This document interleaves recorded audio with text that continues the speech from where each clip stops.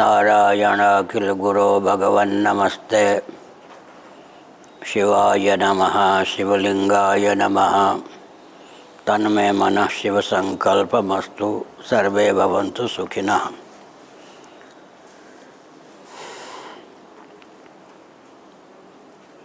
सबके हित की भावना से मैं एक संदेश प्रसारित करना उचित समझता हूँ।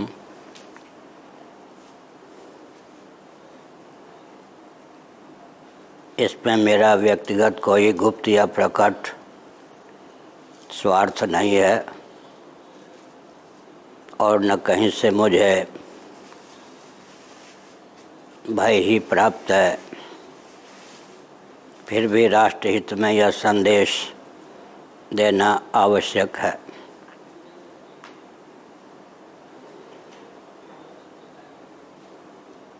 ध्यान रखने की आवश्यकता यह है कि अंग्रेज़ों ने अपने यहाँ वैकल्पिक राजतंत्र को अब तक सुरक्षित रखा है। एलिजाबेथ विक्टोरिया से भी अधिक समय से शासन कर रही हैं। साथ ही साथ शिवावतार भगवत्पाद आदि शंकराचार्य के द्वारा प्रतिष्ठित 4 आमनाय पीठों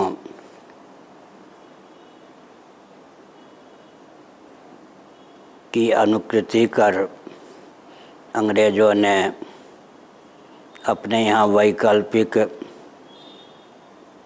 कुरगद्दी या व्यासपीठ को भी सुरक्षित रखा है। परंतु कूटनीति का अवलंबन लेकर भारत में परंपरा प्राप्त सनातन सिद्धांत के अनुरूप शासन तंत्र और गुरुगद्दी न रहे, इनमें विकृति दिशाहीनता आ जाए और ये दोनों प्रकार की गद्दियाँ विलुप्त हो जाएं। ऐसी कूटनीति अंग्रेज़ों की रही है। स्वतंत्र भारत के राजनीतिक दलों ने अंग्रेज़ों की कूटनीति को अभिशाप न समझकर वरदान समझा है।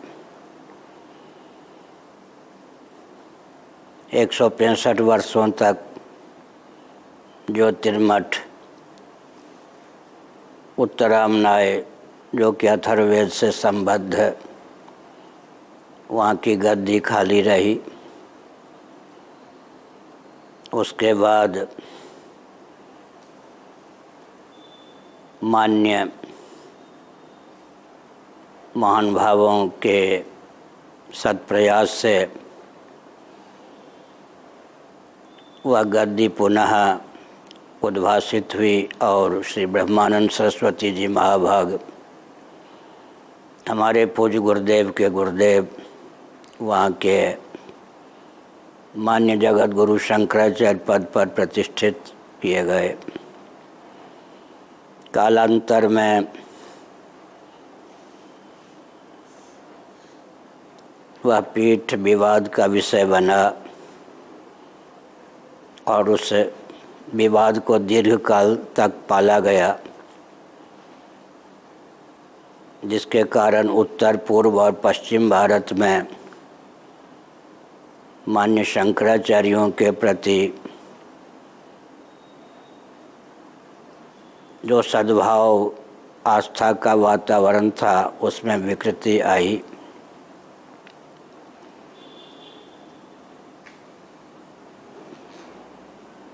कालांतर में नरसिंह राव के शासनकाल में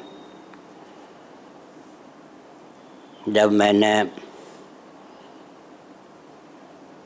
रामालय ट्रस्ट पर हस्ताक्षर नहीं किया,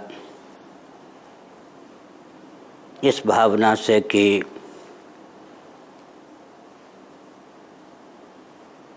अराजकता को प्रोत्साहित करने वाला कोई भी लांछित संस्थान वहाँ न रहे, मानवाधिकार की सीमा में श्री रामलला का भव्य मंदिर ही बने।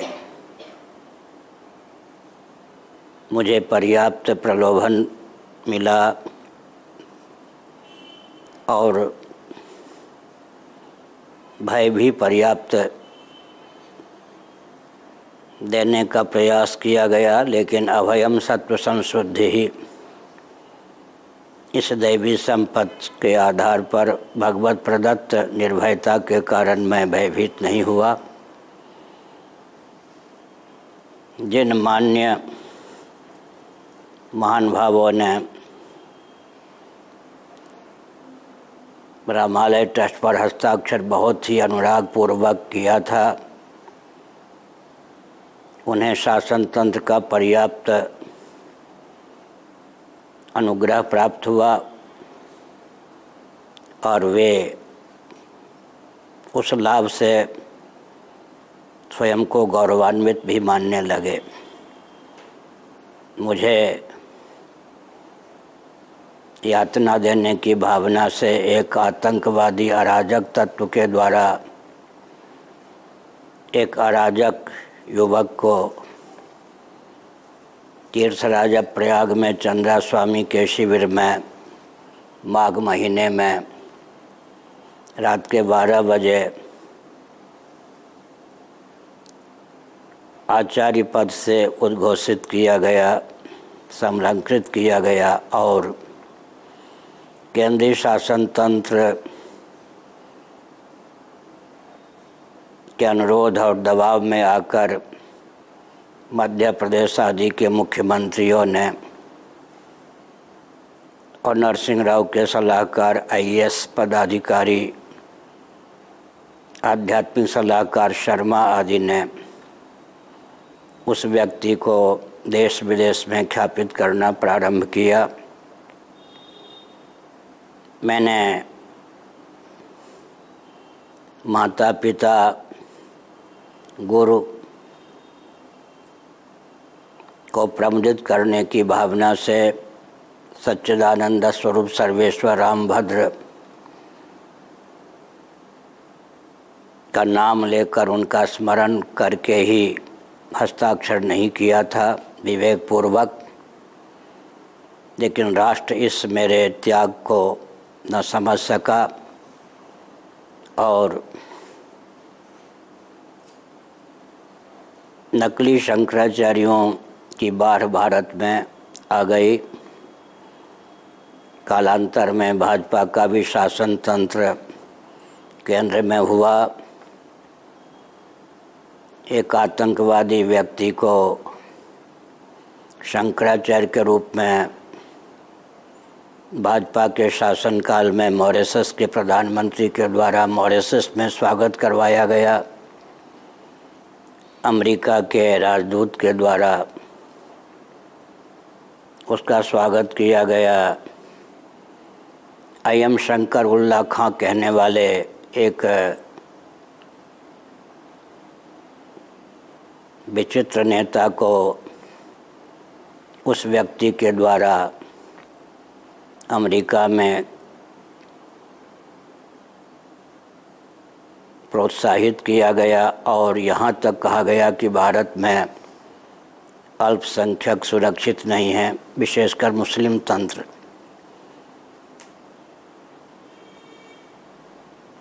पोप महोदय ने इस पर ध्यान दिया और अल्पसंख्यक आयोग के चेयरमैन एक महिला ने यह प्रश्न उठा दिया वाजपेयी जी जब प्रधानमंत्री थे कि जब भारत के एक आचार्य कह रहे हैं कि अल्पसंख्यक विशेषकर मुसलमान सुरक्षित नहीं हैं, इसलिए I.M. शंकर उल्ला खां कहने वाले शंकर सिंह बघेला को आप लोग मदद कीजिए, भारत में राजनीतिक क्षेत्र में सर्वोच्च पद इनको प्राप्त हो सके, ऐसा मानक बनाइए। यद्यपि वाजपेयी जी जब प्रधानमंत्री नहीं थे और मैं शंकराचार्य के पद पर प्रतिष्ठित नहीं था, तब वृंदावन धाम में पूज्य स्वामी अखंडानंद सरस्वती जी महाभाग के आश्रम में उन्होंने एक सामान्य श्रोता स्वयं को मानकर अन्य श्रोताओं के बीच में बैठकर पंचदशी नामक वेदांत ग्रंथ पर लगभग आध घंटे मेरा प्रवचन बहुत ही आह्लादपूर्वक मुस्कुराते हुए सुना था। लेकिन वे उतना साहस नहीं जुटा पाए कि उस व्यक्ति को आतंकवादी या अराजक कहते, क्योंकि उन्हीं के कैबिनेट मंत्री, लगभग उन्हीं के स्तर के व्यक्ति ने मॉरिशस में और अमेरिका में उस व्यक्ति का स्वागत कराने का मार्ग प्रशस्त किया था। फलस्वरूप पोखरण कांड के बाद पुनः इस अपराध को लेकर भारत पर शिकंजा कसा गया। जिन तत्वों ने, जिन देश के शासन प्रणाली, जिन देश के शासकों ने पोखरण कांड के बाद प्रतिबंध लगाया था, उन्हीं देश के शासकों ने इस कांड को लेकर भी कि भारत में वाजपेयी जी के शासन में अल्पसंख्यक सुरक्षित नहीं है, प्रतिबंध लगाया। लेकिन भारत का शासन तंत्र यह कहने की स्थिति में नहीं था कि वो अराजक तत्व है, वह दंड प्राप्त करने का अधिकारी है। अब परिस्थिति यह है कि संत वेश में बहुत से ऐसे व्यक्ति हैं जो शंकराचार्य बन के घूमना चाहते हैं। वो ऐसे व्यक्ति को अपनाकर एक उज्ज्वल पीठ, जिसने विश्व को वैदिक मैथमेटिक्स दिया, शक्तिपात की विलुप्त दीक्षा को पुनः उद्भासित किया, और जिन मान्य शंकराचार्य ने विश्व को वैदिक मैथमेटिक्स दिया, वे पूरी पीठ के 143वें शंकराचार्य थे। अंग्रेज़ों को उन्होंने कहा था भारत खाली करो। बिहार में मुंगेर में उन्हें 1 वर्ष तक अंग्रेज़ों के शासनकाल में कारावास प्राप्त हुआ था। इस उज्ज्वल पीठ की कीर्ति को लांछित करने के लिए वह अराजक तत्व ही नहीं बल्कि उसको मान्य आचार्य के रूप में ख्यापित कराने वाले, स्वयं को प्रामाणिक पीठ के आचार्य मानने वाले पूरा प्रोत्साहन दे रहे हैं। तो मैं एक संकेत करना चाहता हूं कि भारत का स्तर बहुत ही हीन होता जा रहा है। फिर भी कोई प्रधानमंत्री नकली नहीं है। पुलिस इंस्पेक्टर भी कोई नकली बन के घूमता है तो कुछ दिनों में जेल के शिकंजे में बंद होता है। अडवाणी जी और सोनिया जी के दामाद बनकर घूमने वाले को जेल के शिकंजे में निबद्ध किया गया। लेकिन क्या देश का प्रभुत्व इससे बच सकता है, जहां अराजक तत्व शंकराचार्य के रूप में ख्यापित किए जाएं? और कोई भी कांग्रेस, भाजपा, सपा, बसपा राजनीतिक दल हो, इस बात को अच्छी प्रकार सुन ले कि आचार्य पीठ के तिरस्कार से, अराजक तत्वों को आचार्य पीठ पर अभिषिक्त कराने की प्रक्रिया, समर्थन देने की प्रक्रिया से देश का उत्कर्ष नहीं हो सकता है। माना कि नास्तिकता की धारा है और बहुत से ऐसे राजनीतिक दल भी हैं जो कहते हैं कि संत एक समान। संत वेश में अगर अराजक तत्व भी है तो उसको प्रोत्साहन देना ये दुर्व्यसन बन गया है राजनीतिक दलों का। तो मैं भाजपा और कांग्रेस और भाजपा को सावधान करना चाहता हूं कि हरिहर की यह गद्दी है, इसके प्रथम आचार्य, जहाँ से गुरु परंपरा ख्यापित हुई, श्रीमन नारायण हैं, और 10वें स्थान पर शिवावतार शंकराचार्य हैं। शंकराचार्य के बाद मेरा 145वां स्थान इस पूरी पीठ पर है। आदि शंकराचार्य जी के प्रथम शिष्य श्री पद्मपाद महाभाग इस पीठ के प्रथम आचार्य 2502 वर्ष पूर्व उद्घोषित किए गए उनकी स्वस्थ परंपरा में मैं हूँ। मुझे कोई भय नहीं है, चिंता नहीं है, लेकिन आश्चर्य की बात यह है कि क्या प्रधानमंत्री जी, दलाई लामा जी या पोप जी की गद्दी से हीन गद्दी शंकराचार्य की होती है? ऐसी स्थिति में मैं एक अवसर देता हूँ कांग्रेस और भाजपा को, जो केंद्रीय स्तर का शासन तंत्र या राजनीतिक दल माना जाता है, कि इस भूल को समझकर पार्लियामेंट के माध्यम से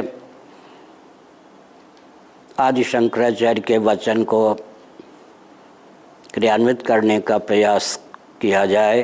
भगवत पाद आदि शंकराचार्य महाभाग ने मठामनाय सेठ व मठामनाय अनुशासन में लिखा है, आचार्याश्चत्वारः मठाश्चत्वारः। मेरे द्वारा प्रतिष्ठित 4 मठ और 4 आचार्य हैं।